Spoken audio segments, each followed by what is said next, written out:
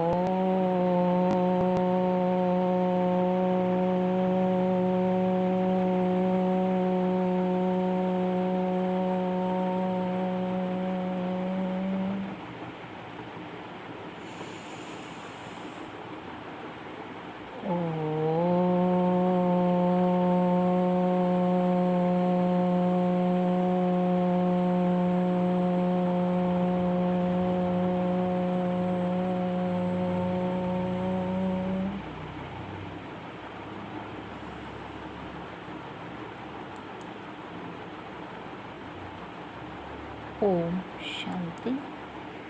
आज 27 मई 2021 की बाबा की साकार मधुर महावाक्य सुनते हैं। बाबा कहते हैं, मीठे बच्चे, अभी विनाश का समय बहुत समीप है, इसीलिए एक बाप से सच्ची प्रीत रखो, किसी देहधारी से नहीं। प्रश्न: जिन बच्चों की सच्ची प्रीत एक बाप से होगी, उनकी निशानियाँ क्या होंगी? उत्तर नंबर 1, उनका बुद्धियुग किसी भी देहधारी के तरफ जा नहीं सकता। वे आपस में एक दो के आशिक मासूक नहीं बनेंगे।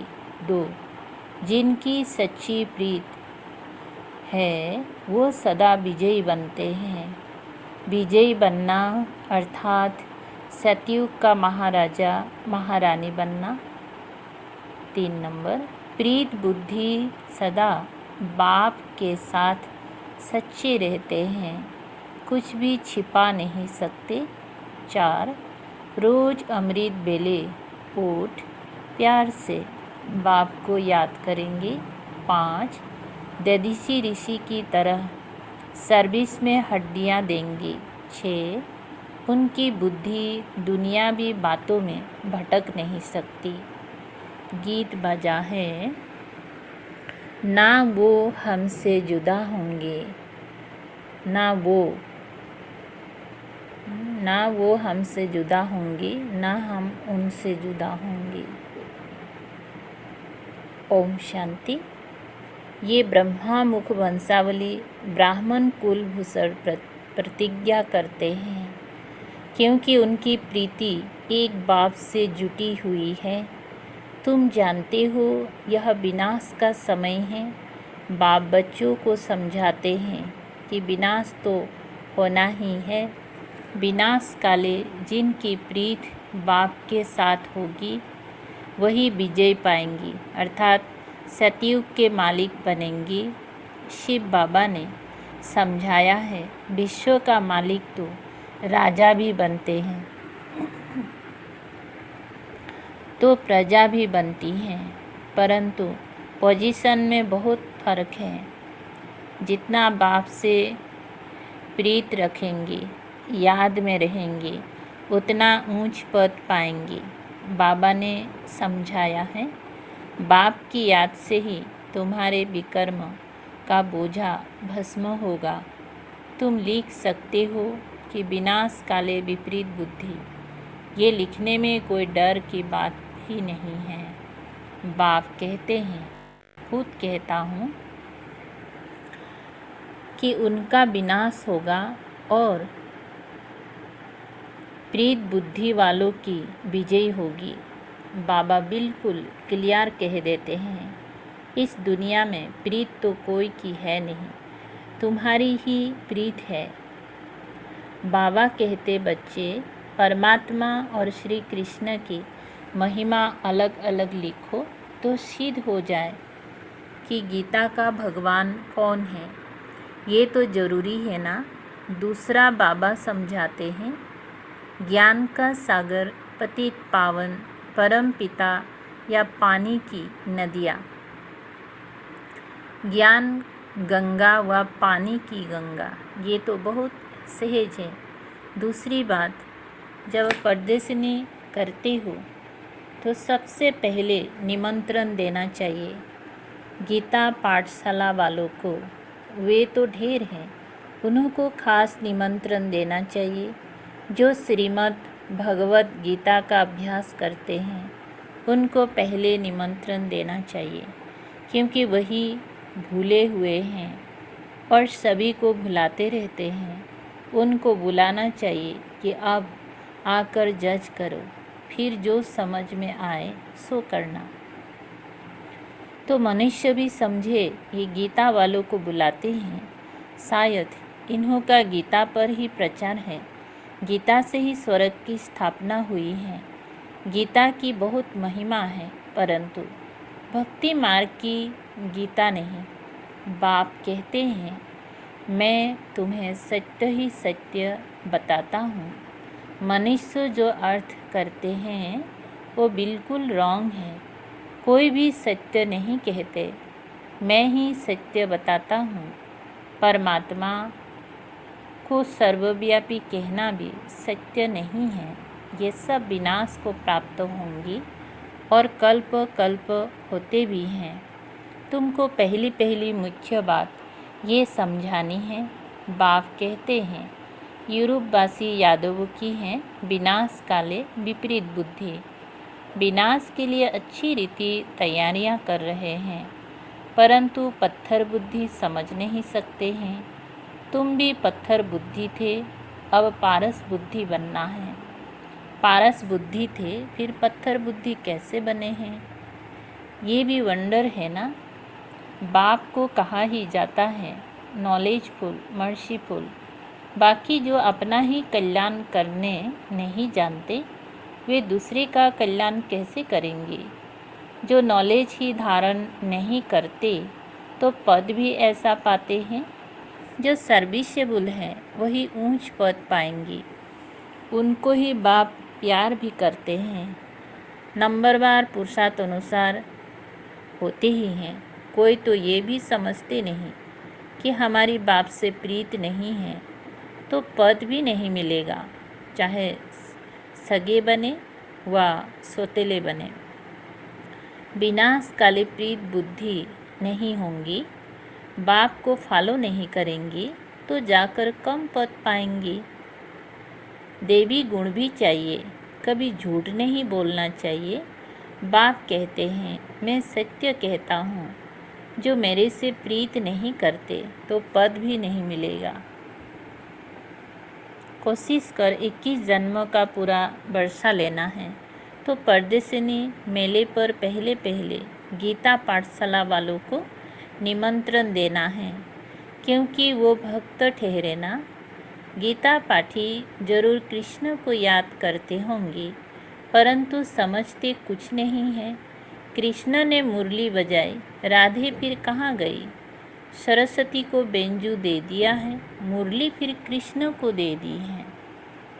मनुष्य कहते हैं, क्या कहते हैं? हमको अल्लाह ने पैदा किया, परंतु अल्लाह को जानते नहीं। भारत की ही बात है। भारत में ही देवताओं का राज्य था। उन्हों के चित्र मंदिरों में पूजे जाते हैं। बाकी किंग्स आदि के स्टेचू तो बाहर लगा देते हैं, जिस पर पंछी आदि किचड़ा डालते रहते हैं। लक्ष्मी नारायण, राधे कृष्ण आदि को कितना फर्स्ट क्लास जगह पर बिठाते हैं। उन्हों को महाराजा महारानी कहते हैं। किंग अंग्रेजी अक्षर हैं। कितना लाखों रुपया खर्च कर मंदिर बनाते हैं, क्योंकि वे महाराजा पवित्र थे। यथा राजा रानी तथा प्रजा सब पूज्य हैं। तुम ही पूज्य फिर पुजारी बनते हो। तो पहली बात है, बाप को याद करो। बाप को याद करने का अभ्यास करने से ना होगी। एक के साथ प्रीत नहीं है तो फिर और के साथ लग जाती हैं। ऐसी ऐसी बच्चियां हैं जो एक दो को इतना प्यार करती हैं जो शिव बाबा को भी इतना नहीं करती। शिव बाबा कहते हैं, तुमको बुद्धि योग मेरे साथ लगाना है या एक दो में आशिक मासूक बन जाना है, फिर मेरे को बिल्कुल ही भूल जाते हैं। तुमको तो बुद्धि योग मेरे साथ जोड़ना है, इसमें मेहनत लगती है, बुद्धि टूटती ही नहीं है। शिव बाबा के बदले दिन रात एक दो को ही याद करते रहते हैं। बाबा नाम सुनाए तो टेटर बन जाते हैं, फिर गाली देने में भी देरी नहीं करते। इस बाबा को गाली दी तो शिव बाबा भी झट सुन लेगा। ब्रह्मा से नहीं पढ़े तो शिव बाबा से पढ़ ना सके, ब्रह्मा बिगर तो शिव बाबा भी सुना ना सके। इसीलिए कहते हैं, साकार से जाकर पूछो। कोई अच्छे अच्छे बच्चे हैं जो साकार को मानते ही नहीं, समझते हैं ये तो पुरुषार्थी हैं। पुरुषार्थी तो सब है, परंतु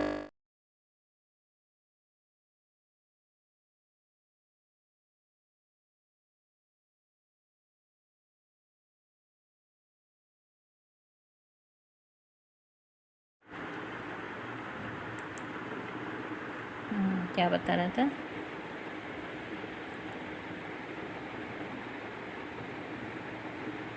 पुरुषार्थी तो सब है, परंतु तुमको फॉलो तो माँ बाप को ही करना है। कोई तो समझाने से समझ जाते हैं, कोई की तकदीर में नहीं है तो समझते नहीं, सर्विसेबल बनते नहीं। परंतु बुद्धि एक बाप से रखनी होती है। बहुत आजकल निकले हैं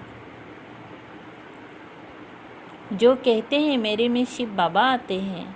इसमें बड़ी संभाल चाहिए। माया की बहुत प्रवेशता होती हैं, जिनमें आगे श्री नारायण आदि आते थे, वे भी आज है नहीं। सिर्फ प्रवेशता से कुछ होता नहीं है। बाप कहते हैं, माँ में कम याद करो, बाकी मेरे में ये आता है वो आता है, ये सब माया है। मेरी याद ही नहीं होगी तो प्राप्ति क्या होगी। जब तक बाप से सीधा योग नहीं रखेंगी तो पद कैसे पाएंगी, धारणा कैसे होगी। बाप कहते हैं, तुम माँ में कम याद करो। ब्रह्मा द्वारा ही मैं समझाता हूँ, ब्रह्मा द्वारा ही स्थापना हुई है। त्रिमूर्ति भी जरूर चाहिए। कोई तो ब्रह्मा का चित्र देख बिगड़ते हैं, कोई फिर कृष्ण के 84 जन्म देख बिगड़ते हैं, फिर फाड़ भी डालते हैं। अरे ये तो बाप ने चित्र बनवाया है, तो बाप बच्चों को समझाते हैं, भूलो मत। श्री बाप को याद करते रहो। बांधुलियों को भी रड़ियाँ नहीं मारनी है। घर में बैठ बाप को याद करती रहो। बांधुलियों को तो और ही ऊंच पद मिल सकता है। तुम बच्चों को ज्ञान देने वाला है ही एक ज्ञान सागर। स्पिरिचुअल नॉलेज एक बाप के सिवाय और कोई में है नहीं। ज्ञान का सागर एक परम पिता परमात्मा ही है, उसको ही लिबरेटर कहा जाता है। इसमें डरने की क्या बात है। बाप बच्चों को समझाते हैं, बच्चों को फिर औरों को समझाना है। बाप कहते हैं, मुझे याद करो तो सद्गति को पाएंगे। सतयुग में है राम राज्य, कलयुग में नहीं है। सतयुग में तो एक ही राज्य है। ये सब बातें तुम्हारे में भी नंबरवार हैं। जिनकी बुद्धि में धारण होती हैं, जिनको धारणा नहीं होती है, विनाश काले विपरीत बुद्धि कहेंगे, पद पा नहीं सकेंगे, विनाश तो सबका होना है। ये अक्षर काम है क्या? ये अक्षर कम है क्या? शिव बाबा कहते हैं विनाश काले विपरीत बुद्धि बनो, विनाश काले प्रीत बुद्धि बनो। ये तुम्हारा अंतिम जन्म है। इसमें अगर तुम प्रीत नहीं रखते हो तो पद भी नहीं मिलेगा। सच्चे दिल पर साहेब राजी होता है। ददीची ऋषि मिशल सेवा में हड्डियाँ देनी हैं। कभी कोई पर ग्रहचारी बैठती हैं तो नशा ही उड़ जाता है। फिर अनेक प्रकार के तूफान आते रहते हैं। मुख से कहते इससे तो लौकिक के पास चले जाए, यहाँ तो कोई मज़ा नहीं है, वहाँ तो नाटक बाइस्कोप आदि खूब है।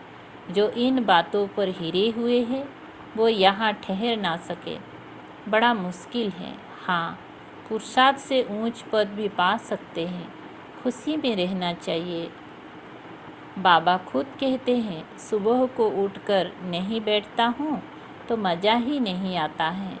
लेटे रहने से कभी कभी झुटका आ जाएगा, उठकर बैठने से अच्छी पॉइंट्स निकलती हैं, बड़ा मज़ा आता है। अभी बाकी थोड़े दिन हैं, हम विश्व की बादशाही ले रहे हैं बाप से। ये बैठ याद करे तो भी खुशी का पारा चढ़े। सुबह को चिंतन चलता है तो दिन को भी खुशी रहती है। अगर खुशी नहीं रहती तो ज़रूर बाप से प्रीत बुद्धि नहीं है। अमृत बेले एकांत अच्छी होती हैं। जितना बाप को याद करेंगे उतना खुशी का पारा चढ़ेगा। इस पढ़ाई में ग्रहचारी बैठती हैं क्योंकि बाप को भूलते हैं। बाप से बरसा लेना है तो मनसा वाचा कर्मना सर्विस करनी है। इस सर्विस में ही ये अंतिम जन्म व्यतीत करना है। अगर और दुनियावी बातों में लग गए तो फिर ये सर्विस कब करेंगे? कल कल करते मर जाएंगी। बाप आए ही हैं स्वर्ग में ले जाने के लिए। यहाँ तो लड़ाई में कितने मरते हैं, कितनों को दुख होता होगा। वहाँ तो लड़ाई आदि होंगी नहीं, सब पिछाड़ी के हैं, सब खत्म होने हैं। निधन के ऐसे मरेंगे। धनी के जो होंगी वो राज्य भाग्य पाएंगी ना। जो बाबा का बने तो उनको तो राज्य भाग्य मिलेगा, जो पुरुषार्थ भी किए। जो बाबा का बने नहीं तो क्या होगा? फिर सिर्फ ख़त्म होना होगा ना। परदेसिनी में भी समझाना है कि हम अपनी कमाई से, अपने ही तन मन धन से अपना राज्य स्थापन कर रहे हैं। हम भीख नहीं मांगते हैं, ज़रूरत ही नहीं है। ढेर भाई बहन इकट्ठे होकर राजधानी स्थापन करते हैं। तुम करोड़ इकट्ठा कर अपना विनाश करते हो। हम पाए पाए इकट्ठा कर विश्व का मालिक बनते हैं। कितनी वंडरफुल बात है। अच्छा, मीठे मीठे सिकलधे बच्चों प्रति माता पिता बाप दादा का याद प्यार और गुड मॉर्निंग। रूहानी बाप के रूहानी बच्चों को नमस्ते। हम रूहानी बच्चों की रूहानी बाप दादा को याद प्यार, गुड मॉर्निंग और नमस्ते नमस्ते। शुक्रिया बाबा। धारणा के लिए सार है। 1 नंबर, अमृत बेले एकांत में बैठ बाप को प्यार से याद करना है। दुनियावी बातों को छोड़ ईश्वरीय सेवा में लग जाना है। 2 नंबर, बाप से सच्ची दिल रखनी है। आपस में एक दो के आशिक मासूक नहीं बनना है। प्रीत एक बाप से जोड़नी है, देहधारियों से नहीं। वरदान, स्वार्थ शब्द के अर्थ को जान। सदा एक रस स्थिति में स्थित होने वाले सहज पुरुषार्थी भव। विस्तार है। आजकल एक दो में जो लगाव है वो स्नेह से नहीं लेकिन स्वार्थ से है। स्वार्थ के कारण लगाव है और लगाव के कारण न्यारे नहीं बन सकते। इसीलिए स्वार्थ शब्द के अर्थ में स्थित हो जाओ, अर्थात पहले स्व के रथ को स्वाहा करो। ये स्वार्थ गया तो न्यारे बन ही जाएंगे। इस एक शब्द के अर्थ को जानने से सदा एक के और एक रस बन जाएंगे। यही सहज पुरुषार्थ है। स्लोगन: फरिश्ता रूप में रहने से कोई भी विघ्न अपना प्रभाव डाल नहीं सकता। अच्छा, ओम शांति। थैंक यू बाबा, शुक्रिया बाबा।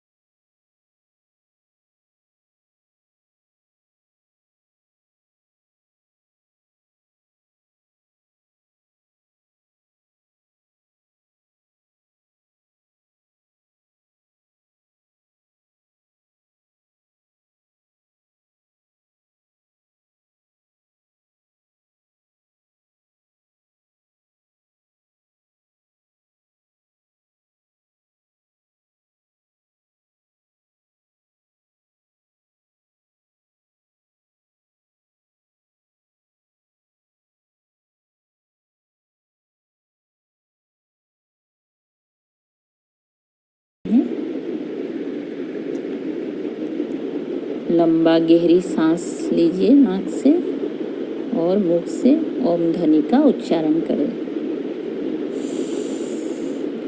ओम।